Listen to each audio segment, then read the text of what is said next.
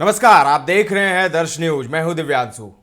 लोकसभा चुनाव से पहले बिहार में नेताओं के पाला बदलने और इस्तीफा देने का सिलसिला अभी भी जारी है।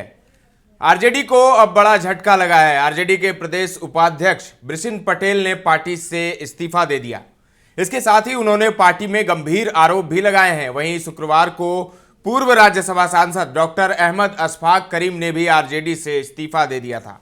बृषिन पटेल ने आरजेडी के प्रदेश अध्यक्ष जगदानंद सिंह को पत्र लिखा है। इस पत्र में उन्होंने गंभीर आरोप लगाते हुए कहा है कि राष्ट्रीय जनता दल का समर्पित कार्यकर्ताओं की कोई आवश्यकता नहीं है और ना ही इस दल को सामाजिक न्याय और सांप्रदायिक सद्भाव में आस्था है। वहीं शुक्रवार को सीमांचल के बड़े नेता ने भी कई गंभीर आरोप लगाते हुए पार्टी से इस्तीफा दे दिया था। पूर्व राज्यसभा सांसद अहमद अशफाक करीम ने पार्टी से इस्तीफा दिया है। उन्होंने आरजेडी पर गंभीर आरोप लगाए हैं।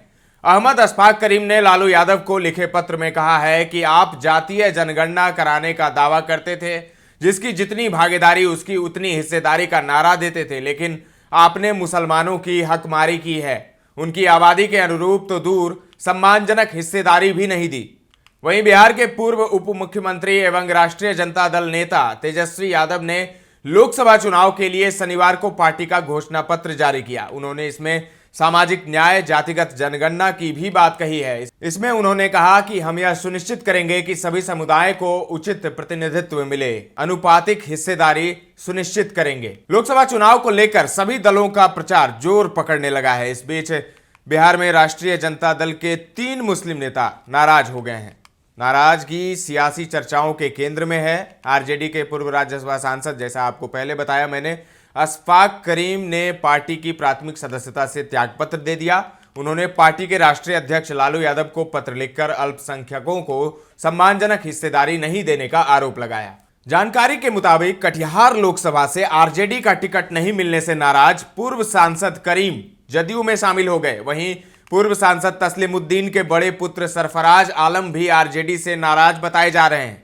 इस चुनाव में आरजेडी ने अररिया से सरफराज के बदले शाहनवाज को टिकट दिया है। अपने टिकट कटने से सरफराज न केवल अपने भाई शाहनवाज से नाराज हैं, बल्कि लालू यादव और तेजस्वी यादव से भी खफा हैं।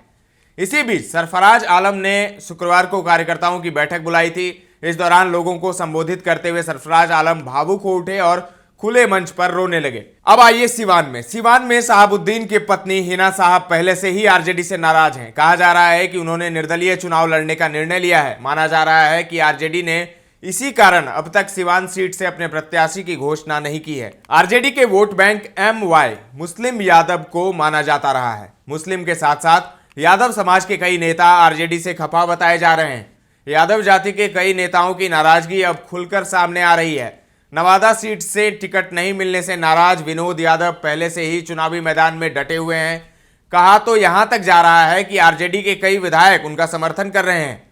वहीं पूर्णिया से भी आरजेडी के उपाध्यक्ष देवेंद्र यादव ने बगावती तेवर अपनाते हुए पूर्णिया पहुंचकर निर्दलीय चुनाव लड़ रहे पप्पू यादव को समर्थन दिया है। इस दौरान उन्होंने लालू यादव पर टिकट बंटवारे में परिवारवाद का आरोप लगाया। पूर्णिया की बात करें तो पूर्णिया से महागठबंधन ने बीमा भारती को चुनावी मैदान में उतारा है। यहां भी मुसलमान आरजेडी से नाराज हैं। उनका झुकाव पप्पू यादव की तरफ लग रहा है। चुनावी मैदान में बिहार बीजेपी के मीडिया प्रभारी दानिश इकबाल ने कहा कि अब कोई दल वोट बैंक का दावा नहीं कर सकता है। प्रधानमंत्री नरेंद्र मोदी ने देश में तुष्टीकरण की राजनीति को संतुष्टीकरण में बदल दिया है। जम्मू कश्मीर में धारा 370 हटने का सबसे बड़ा लाभ पसमानदा मुसलमानों को हुआ है। जितने भी विकास की योजनाएं लाई गई वह जाति और धर्म देखकर नहीं लाई गई। मुस्लिम महिलाओं के लिए सबसे बड़ा अभिशाप 3 तलाक था। आज प्रधानमंत्री मोदी ने उसे हटाकर महिलाओं को सम्मान दिया।